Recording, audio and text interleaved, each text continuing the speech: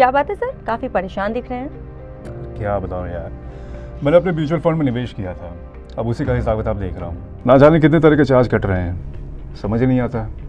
Return का एक बड़ा हिस्सा तो ऐसे चला जाता है। अरे सर, अब आप बिल्कुल परेशान मत होइए। एक्चुअली सेबी म्यूचुअल फंड पर लगने वाले चार्ज के नियमों में बदलाव करने जा रहा है और इसके बाद आपकी इन्वेस्टमेंट काफी सस्ती हो जाएगी। क्या बात कर रही हो यार, ऐसी महंगाई के समय में अगर कोई सस्ती चीज़ अगर मुझे सुनने को भी मिल जाती ना तो मैं बड़ा खुश हो जाता हूँ। वैसे क्या बदलाव करने आ रहा है सेबी? मई 2023 में ही मार्केट रेगुलेटर सेबी ने टोटल एक्सपेंस रेशियो पर एक कंसल्टेशन पेपर जारी किया है।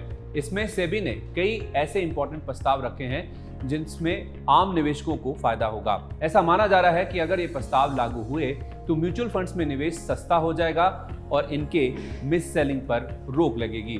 सेबी ने क्या प्रस्ताव रखे हैं और इस प्रस्तावित बदलाव का क्या असर होगा, इसे समझने के लिए पहले आपको ये समझना होगा कि TER होता क्या है और म्यूचुअल फंड निवेशकों पर ये किस तरह से असर डालता है।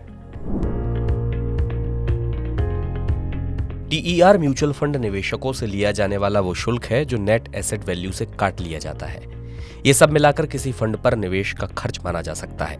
किसी फंड में निवेश करने पर लॉन्ग टर्म में इस TER से काफी फर्क पड़ सकता है। TER असल में फंड मैनेजमेंट, रजिस्ट्रेशन, प्रशासनिक खर्च, मार्केटिंग और पब्लिसिटी फीस जैसे सभी तरह के कुल चार्ज को मिलाकर आने वाली कुल लागत होती है। TER पर नजर रखना इसलिए अहम है क्योंकि इसका निवेशकों के नेट एसेट वैल्यू यानी NAV पर सीधा असर होता है।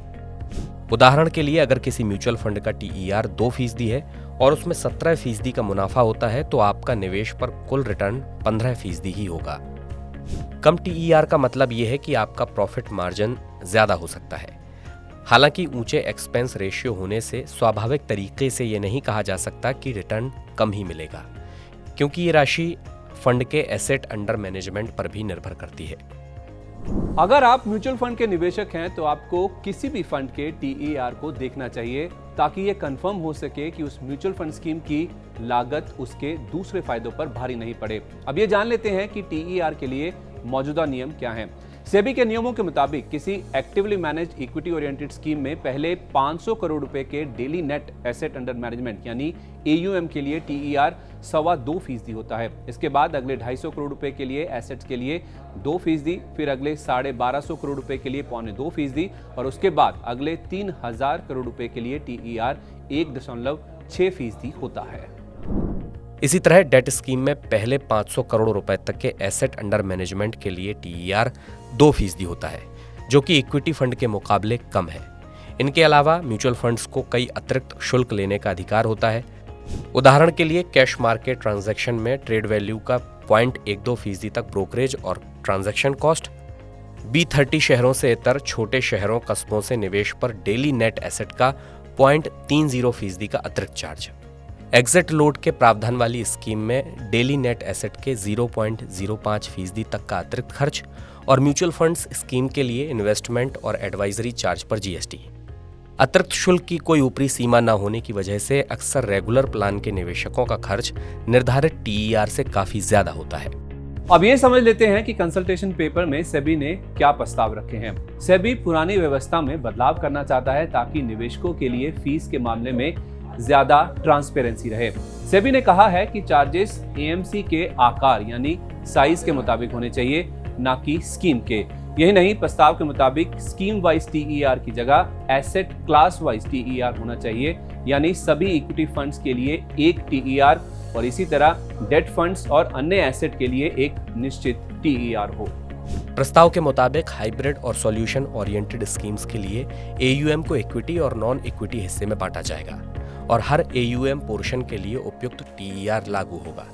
सेबी ने कहा है कि ब्रोकरेज, GST जैसे सभी अतिरिक्त खर्च को खत्म कर उन्हें एक TER के तहत लाया जाए।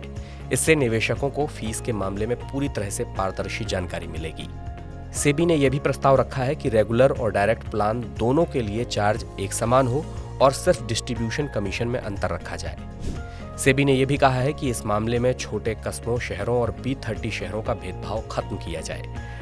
टॉप 30 शहरों से इतर के डिस्ट्रीब्यूटर्स को अभी इंसेंटिव और एग्जिट लोड के रूप में अतिरिक्त 0.30% और 0.05% की रकम दी जाती है। सेबी ने इसमें भी बदलाव करने का प्रस्ताव रखा है। इस वाइट पेपर के आने से पहले हर इस स्कीम के साइज के बेसिस पर एक्सपेंस रेशियो निर्धारित होता था। तो अगर बहुत बड़ी स्कीम है तो उसका एक्सपेंस रेशियो में भी 1.6-1.7% रहेगा, और बहुत छोटी स्कीम है तो उसका 2% से भी ज़्यादा रहता था। अब सेबी चाह रही है कि ये एसेट मैनेजमेंट कंपनी के लेवल पर हो जाए। तो जो बड़ी एसेट मैनेजमेंट कंपनीज हैं उनकी कोई भी स्कीम लॉन्च करते हैं, छोटी या बड़ी, उन सब के एक्सपेंस रेशियो बराबर ही रहेंगे। और अगर जो छोटी एएमसीज हैं जिनका 2-4 हज़ार करोड़, 5,000-10,000 करोड़ जो मैनेज कर रही हैं, जो नहीं हैं, उन लोगों को ज़्यादा एक्सपेंस चार्ज करने की अनुमति रहेगी। सबसे अहम बात यह है कि सेबी ने म्यूचुअल फंड्स के प्रदर्शन के आधार पर शुल्क लिए जाने का प्रस्ताव रखा है, जैसा कि अभी पीएमएस में होता है। अभी निवेशकों को निश्चित टोटल एक्सपेंस रेशियो यानी टीईआर देना ही पड़ता है, चाहे स्कीम का प्रदर्शन कैसा भी हो। तो सेबी अगर किसी फंड के प्रदर्शन को फीस से जोड़ देता है तो निवेशकों को फायदा होगा। इससे फंड्स में बेहतर प्रदर्शन की होड़ भी लगेगी। खराब प्रदर्शन वाले फंड सिर्फ बेस रेट ले सकते हैं, अच्छे प्रदर्शन वाले फंड अतिरिक्त चार्ज लेंगे। सेबी ने प्रस्ताव रखा है कि एयूएम के मुताबिक इक्विटी और इक्विटी ओरिएंटेड फंड्स के रेगुलर स्कीम के लिए टीईआर 1.30% से लेकर 2.55% हो। इसी तरह अलग अलग एयूएम के गैर इक्विटी फंड के लिए टीईआर 0.9% से 1.20% के बीच रखने का प्रस्ताव है। सेबी ने यह प्रस्ताव भी रखा है कि अगर कोई डिस्ट्रीब्यूटर निवेशक के निवेश को एक स्कीम से दूसरी स्कीम में ट्रांसफर करता है तो उसे दोनों स्कीम में कम कमीशन दिया जाए। इससे मिस सेलिंग पर रोक लगेगी और ये उन डिस्ट्रीब्यूटर्स पर अंकुश लगाएगा जो निवेशकों को प्रभावित कर उनके निवेश का कुछ हिस्सा किसी एनएफओ में लगा देते हैं। म्यूचुअल फंड डिस्ट्रीब्यूशन प्लेटफॉर्म फिस्डम की एक रिपोर्ट के मुताबिक सेबी के प्रस्ताव अगर लागू हुए तो करीब 45% इक्विटी स्कीम, 31% डेट स्कीम और 41% हाइब्रिड स्कीम सस्ते हो जाएंगे। निवेशक के लिए इतना ज़्यादा इम्पैक्ट नहीं करेगा, इनफैक्ट निवेशक के लिए फ़ायदा होने वाला है, क्योंकि अगर आप सोचते हैं कि HDFC म्यूचुअल फंड किसी XYZ म्यूचुअल फंड से, ICICI म्यूचुअल फंड किसी XYZ म्यूचुअल फंड से बड़ा अच्छा है, तो और उसके फंड में आप इन्वेस्ट करते हैं तो आपको कम एक्सपेंस चार्ज होगा पहले के मुकाबले। तो आप इन्वेस्टर के लिए तो फ़ायदा है ये चीज़ से। पर जो छोटी एएमसीज हैं जिनके बारे में निवेशक ज़्यादा नहीं जानता, वहाँ पर हाँ ज़रूर है कि उनको ज़्यादा पैसे देने पड़ेंगे। पर अगर जैसे कंपटीशन चलेगा तो कॉम्पिटिटिव फैक्टर्स वो एक फोर्स करेंगे कि छोटी एएमसीज भी अपने एक्सपेंस रेशियो को कम कर दें। जब आप किसी म्यूचुअल फंड में निवेश करते हैं तो एक्सपेंस रेशियो देखना काफी अहम होता है। हालांकि फाइनेंशियल एक्सपर्ट का कहना है कि एक्सपेंस रेशियो के साथ ही दूसरे कई फैक्टर्स पर भी विचार करना चाहिए।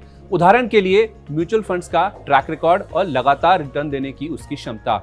अभी निवेशक इस बात का इंतजार करें कि सेबी इस बारे में क्या अंतिम नियम बनाता है, लेकिन निर्णय जो भी हो, कुल मिलाकर निवेशकों को ही फायदा होने वाला है।